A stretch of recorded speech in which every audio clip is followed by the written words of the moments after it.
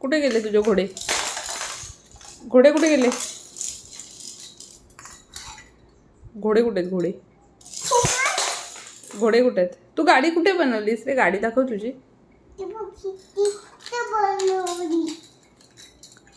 तिला चाक आहेत का?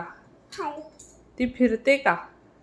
मी तिला पाळत काढला. तुझे घोडे कुठे आहेत? काय करतायत ते? का झोपवलंस त्यांना?